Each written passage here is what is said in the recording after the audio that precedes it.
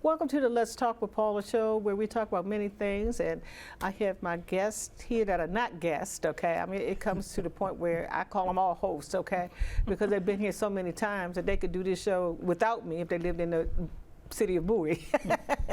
Have to live in the city of Bowie, though.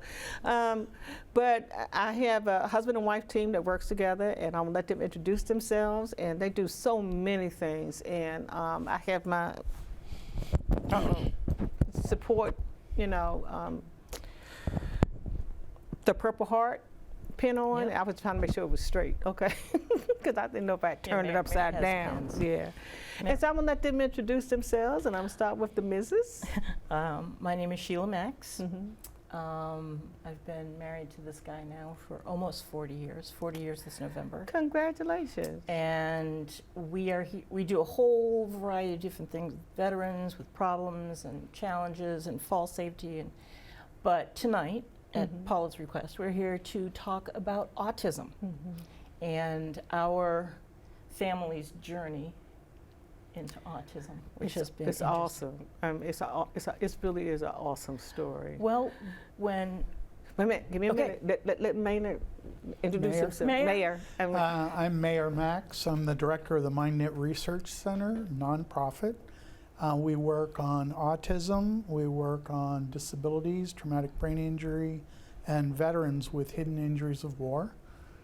We work with the VA nationwide, Veterans Health, and I've worked with the Japanese National Rehabilitation Center for Disabilities, the Kokuritsu Shintai Shogaisha Rehabilitation Center in Tokyo since 1997. Wow. And we have been working with veterans with disabilities since 1997. And I actually was one of the experts at the first ever National Autism Summit in 2003, which was hosted by National Institutes of Health and Department of Ed. And yeah, this has been a lifelong journey, and it's a family journey. And it's an awesome family journey with all that you guys do. And, you know, for a long time, I thought you were actually a mayor. He thinks so too. Mayor. Yeah, I thought, yeah, you are the original mayor. I'm the mayor. Okay. And then one time, Jonathan had to say to me, "No, that's his real name." I said, "Oh, okay." Okay. My grandmother called him Maury. Did she? Where'd you come up with Maury? Well, he should have changed his name and spelled it like Mayor, you know, because it would have been Mayor Max. No, this one, I'm the only one who has it spelled correctly. There you go. Everybody else has it spelled wrong. They're all wrong. Okay. So I'm glad to hear you guys talked about the autism, because the last time we were here and we mentioned it, I said, I know we're on point because the television show had about a week or two later where they had a big event for autism, and they invited everybody out, and I think it was in Montgomery County. I'm not sure now. But I texted y'all, I said, I know we're on point, you know, because here, you know, I had never seen them do that before. I think that was the first annual one that they're going to start doing. And, you know, and after that, I've seen other commercials, and I've seen other TV shows. Right. What makes it so bad, and I think that is really a good time that you guys are here to talk about it, because the young person that got killed, they had autism, and they really didn't have to shoot him. You know what I mean? Yeah. They knew that he had some problems, and they if they had found someone who was knowledgeable in how to approach him. Right. Yeah, we were talking about this earlier today. We got married in November of 1984. Jared was born in September of 1985. Okay. So we had a 2-month-old for our first wedding anniversary. Okay. And Jared's delivery, without going into details because it's too creepy, was horrible. It was an emergency. He didn't have oxygen for a while. So knowing what we know now about the autism, he probably would have been quirky to a degree because it runs in the family. That's because y'all are so intelligent. But I think that the delivery just ratcheted it up. He was diagnosed when he was 18 months old, and that was only because he had two parents who were willing to put their foot to the neck of the medical community, and we kept saying there's something that's not right. And that was back when autism was not discussed the way it is. Absolutely. They tried to say he was oppositional defiant. They said that he had pervasive developmental delay, that we were being hysterical parents. It just went on and on. When he was finally diagnosed, like completely diagnosed and put into a program, we were already expecting our second. Okay. And you know, and they kept saying, well, it's not hereditary, so don't worry about it. Well, we now know that it is hereditary.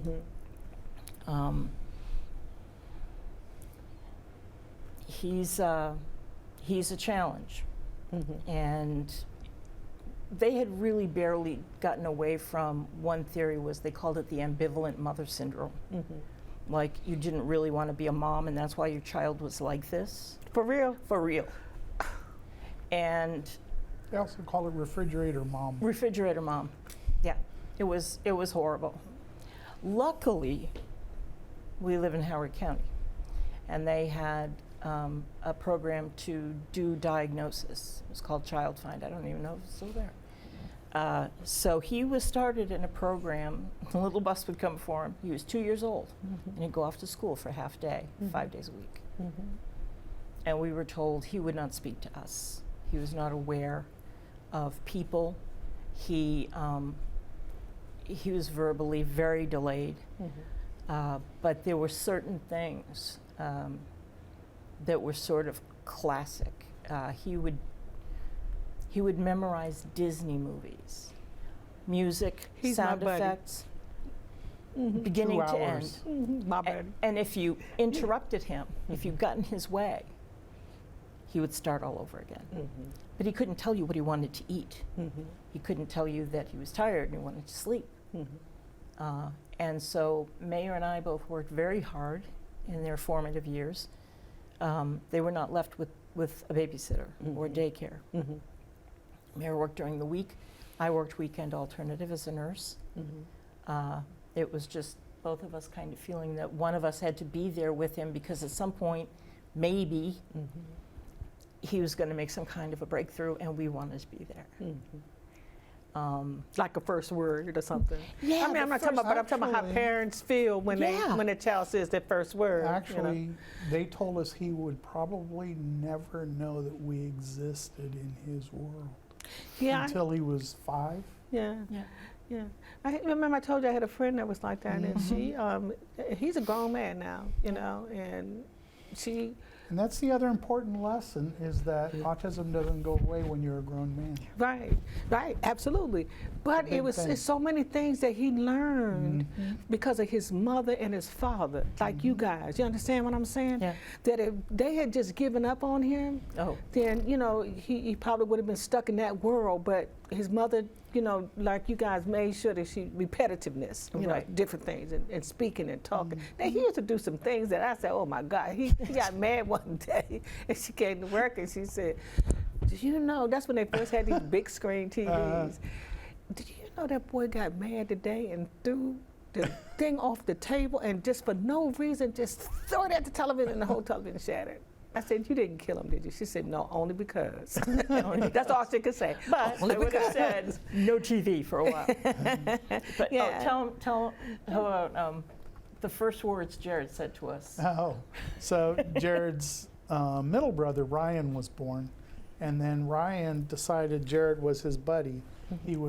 And he couldn't walk yet. So he Okay. wrapped his arms around Jared's waist, and he made Jared drag Drag him him. across the floor while he laughed. And finally, Jared looked right at us for the first time ever at 5. And Yeah, he like said, eyes locked and everything. He said, make him let go.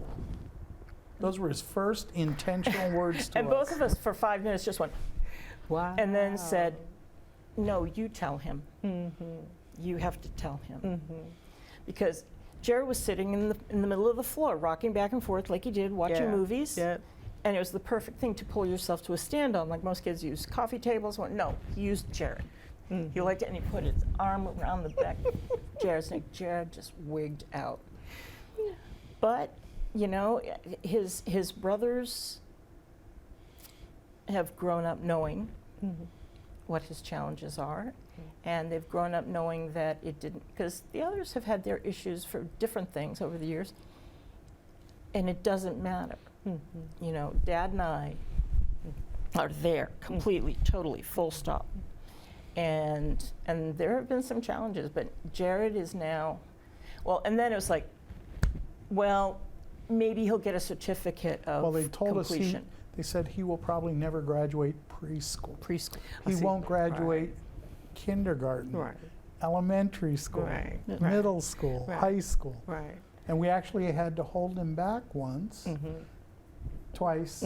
Once we had a meeting with a team, the integrated team, and they said, you know, Jared was doing math. This was like in 3rd grade, and he was doing, they were making recipes with cookies and all that, and suddenly he can't do math anymore. He said, but you have to move him ahead with his class, because otherwise he will always feel stigmatized because he stayed behind to redo the grade. And we turned to Jared and we said, Jared,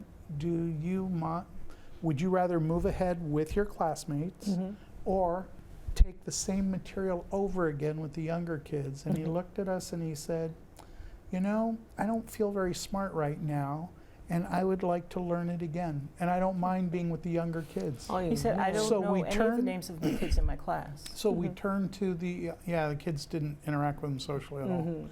And we turned to the team and we said, you know, with all due respect, we know you're here to advocate for him, but we want to respect his wishes and let him feel confident as he moves through. Right. He subsequently finished preschool, kindergarten, elementary, middle, and high school. When he graduated high school, he tested out of 2 semesters of English and 2 semesters of math for community college. And started ahead.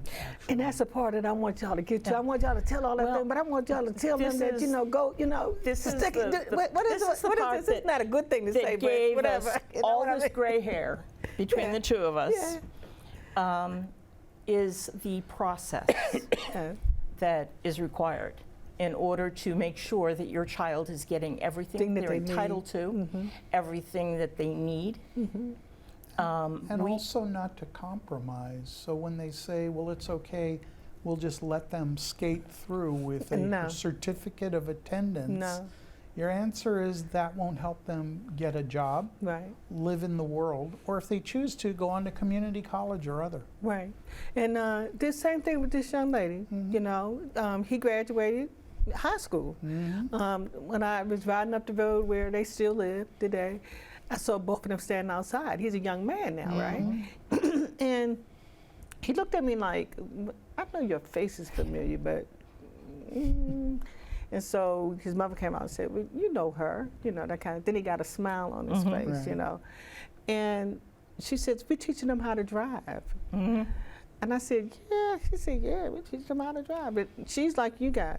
She would not let the system dictate to her what to do with her child. She was an advocate, and she, you know, stayed Jared- with them and everything. Jared drives himself everywhere he wants Well, to go and needs to go. Well, when he was about 22, he said, gee, everybody's driving. I want to drive too. And Sheila said to him, you still create art in the air and have, you know, create videos and animations, etc. Do you feel comfortable and safe being responsible for 4,000 pounds of metal moving down the road? Right. And do you feel you could keep yourself and everybody else safe? And he said, I'd like to think about that. And he came back 2 days later and he said, no, right now I don't feel comfortable. That's at 22. At 28, he came back and he said, I can do this now. My attention is different Focused, yeah. and focused. And the way I know he's a fabulous driver is when I drive our little bitty hybrid, I get maybe 44, 45 miles per gallon. he gets 54, 55 miles per gallon. Wow. Because he's rock steady. Right, right. And in that's his that's own a time. marvelous thing. The other thing is that the degrees that these two young men have, you know, I mean, for somebody that told you when they were little that they weren't going to even finish kindergarten, you know how far they have progressed. So I actually worked in DOD at Fort Meade, and I founded a DARPA telemedicine laboratory there. And we were building battlefield surgery and surgical robotics and virtual reality in 1997. Wow. And we partnered with Dr. John Burke at Johns Hopkins University, and we actually did a spin-off of the technology to help assess children on the autism spectrum. Wow. And so they would fly through a three-dimensional world that was designed for someone who was blind to steer by directional sound. And they could find a helicopter and put a bead on it and make it disappear, or they could fly around and go to a waterfall or the sounds of a dragon. And we found that the children on the autism spectrum would go towards the dragon, but every time they heard the helicopter, they'd pull the trigger. And, you know, look at the helicopter. And we told them, no, don't do that. Just go Stay to where focused. you hear the dragon. And they would not look away, but they would, every time they heard it, they would still react Try to the the helicopter. helicopter. The other kids, and Jared was 12, Ryan was 9, and Nathan was 6. And they were all doing this at Fort Meade in NSA. Wow. And at night. And the Marine Guards were like, what's this? We said, research with Johns Hopkins. And the kids all went in to help their older brother. And they all participated. And we found that the kids who did not have a diagnosis of being on the autism spectrum would listen to you, and then they could inhibit their attention turning away and just fly to the dragon. The kids who are on the autism spectrum, whenever they hear other noises in the room, their attention goes to the kid who's shuffling his feet and away from the teacher who's speaking, and to the kid who's snapping, popping gum or whatever. And so we use that to design classroom environments for Jared. And we would match the classroom environment, the noise, along with the professor all the way up through college. And at Howard Community College, fabulous. At University of Maryland, Baltimore County, outstanding. And we worked with the head of the art department, Vince Grable. And he helped identify the teachers that were low intensity, lower. And Jared finished a degree in, took 4 years at Howard Community College and then 4 years about at UMBC, and he finished with a degree in digital art and animation. It took him longer because That's okay. he could only handle so many classes and so much noise. But look, we In got a day. people out here that don't have autism. Right. That they take a longer time to finish, or they get distracted. It's a You it's a know. very personal thing. Learning Yeah. styles. The one thing, and Mary and I were talking about this, that I think that a lot of parents with children on the spectrum aren't told Right.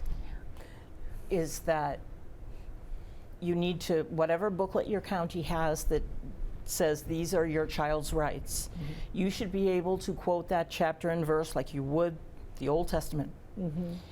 You should know what your child is entitled to, and when they have violated your child's civil rights.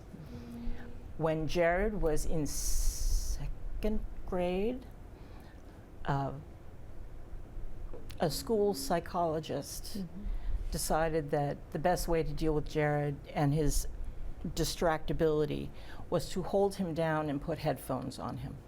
Well, and I can go back to my friend because she didn't know at first, and so little things that he would do. Somebody did tell her that, and I saw her one day when we were sitting down there talking. He was doing something that he had no business doing, but they had told her and I saw her go over. She hugged him. It was endearment, but it was kind of frightening to me at first because she got him on the floor and she hugged him and held him down and told him to stop, stop, stop until he stopped, right? But she said, Paul, don't be upset because it's out of love. I'm trying to show him what's good, what's bad, what's indifferent, and you just can't do that because you want to do it, you know. Mayor But they and told I her the figured same out thing. that we attended in the course of Jared's school up until to when he graduated from high school. Up until that point, we attended 54 adversarial meetings with school department of special ed, the county schools, and a couple of people who shall remain nameless because luckily they don't work there anymore. We had to fight Every year. every year. After they Several had times a year. actually put the headphones on him. Well, she didn't put the headphones on, but that hole that No, you're but talking this about. was This to was keep not- him from disturbing someone else. Oh, no. No, this Yeah, was that not was- for him. It wasn't for him. It was to make sure he wasn't a nuisance to others. Oh, okay. And because I went in and found that he was curled in the fetal position in the corner of the room, and they didn't care. Wow. So once we had the county essentially on the Board. ropes by the short hairs, we insisted that he attend only certain schools, and then we got to middle school. Now everybody knows that middle school students, they're sort of like little animals. It's the first time they've been allowed to just run the halls without being in a line, finger on the wall. And it was too much for Jared, and Jared got bullied. And that was the second grade that he had to repeat because it was all of his fifth grade year, just like it didn't happen. He was at home with us. And so finally, there was a wonderful school that is no longer available, which is really a shame, where all of the students were held to the same standard of behavior. It wasn't just special ed kids are a problem and everyone else is fine. Because there were certain rules, and if you broke those rules, you lost points. And if you lost points, you couldn't participate in the end of the month special, like if you Field touched trips. someone. Wow. Field trips. Sometimes they send out for pizza, stuff like that. And So they were being punished. no, Everybody was, rather than worrying about just one small group of kids being the outburst or the nuisance or whatever, all the kids had to not interrupt the teacher, not interrupt each other. They had to wait until it was their turn to ask a question, etc. And so no one was singled out. It was a code of behavior and respect that everyone had to maintain throughout the school day with each other and with the teacher.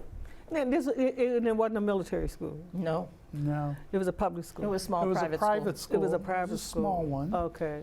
It was after Jared had basically been assaulted in his middle school. Wow. And he completely shut down, and we had to go to the school and pick him up, bring him home, and said he's not going back to the school because it's not safe, and you're not able to make a safe environment. And then the other school we took him to, there were different schools that have different philosophies. Some of them focus on teaching the kids vocational skills, and they work on getting them to follow a schedule, walk in particular line formation, etc. And their goal at the end was to get a job, maybe in more of a vocational type of an environment. Jared's case, his world was different. His opportunities were less with, hands-on plumbing, etc., and more with conceptual digital art, etc., and animation. So They thought he everyone- wasn't going to learn how to do, we had sort of said, well, the math thing, quadratic equations, that's not going to happen. It was like when he was 16, something in his brain turned on, and he did the entire curriculum of math for high school in 3 semesters. They had to hire an extra math teacher Just so he could learn. Because his brain had progressed to that point, Right. and his cognition, his thought, was organized enough and structured enough so that he could see the logic in math. And we actually, the work that we did with like the virtual reality environments, early assessment, etc., was some of the work that I was asked to present by the Deputy Secretary of Education for OSARIS, Office of Special Education Research Services, education, I think, and rehabilitation services. And he had all the kids come in and talk to him down at his headquarters in DC at Department of Ed.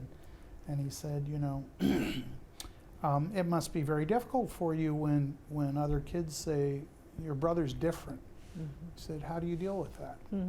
And Ryan, the middle son, was maybe 15, 14. And he said, well, it's very simple. I just say, this is my brother Jared. He's a man of few words, like hello, how are you? And he's a gifted artist. And that was it. And Secretary of Education said, you know, I had a brother who was severely disabled, cognitively disabled, and my parents said, don't tell anybody about him.